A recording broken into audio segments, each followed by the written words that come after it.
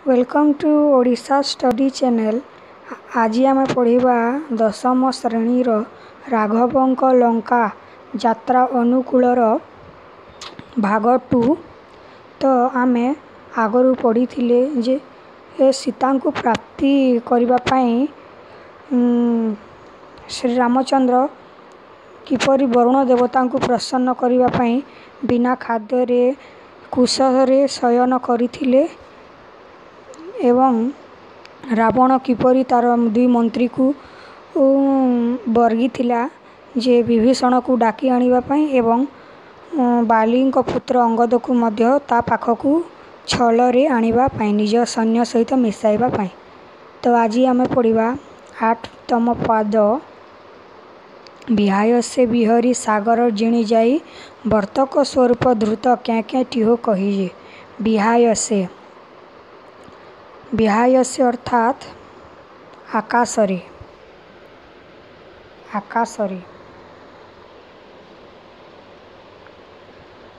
आकाशरे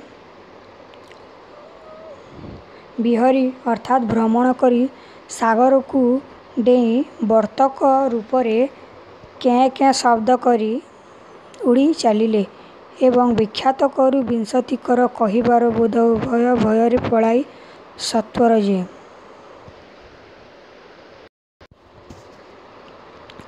विख्यात करू विंशतिकर हेउछि रावण।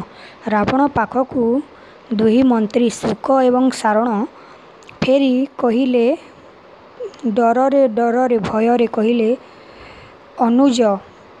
अनुज किए ना विभीषण कहिसंती रावण तमे जदि माता सीता को फेरई देव श्री रामचंद्र को मु तम पाखकू फेरिबी।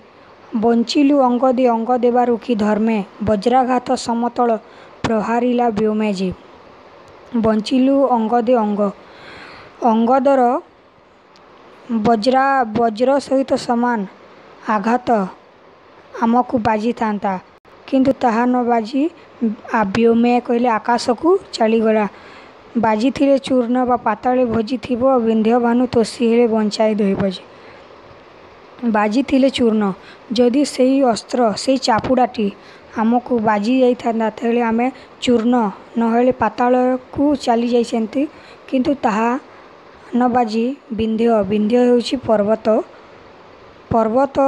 एवं भानु सूर्य आमते एवं सारण को बंचई देइछि बोली दुई जण कहिले। बल केते बोलू बोले जेते शंख सही बारी राशि रे जनित सेते शंख नाही जी। बल केते रामंक पाखरे जेते सैन्य अछि बारी अर्थात समुद्र रे थिबा शंख ठारू भी अधिक। वितरण सागर की 5 प्रचारिला बेराम कुश सज्जा प्रत्युत्तर देला जे। वितरण सागर की 5 पचारिला बेराम कुश सज्जा प्रत्युत्तर देला जे।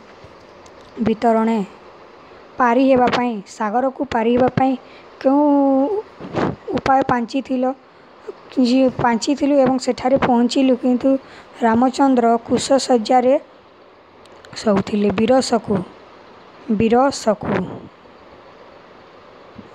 कि यही कथा सुनी रावण अल्प हस अर्थात अल्प हस कहीकि निजकू हीन पराक्रम बोली भावी थिला।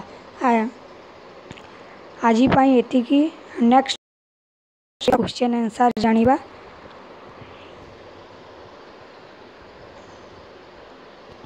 वीडियो भल लगे शेयर करंतु निज सांग माननको को मध्य ई वीडियोटी शेयर करंतु लाइक करंतु सब्सक्राइब एवं कमेंट करंतु। नेक्स्ट आमे क्वेश्चन आंसर पढ़वा। Thank you.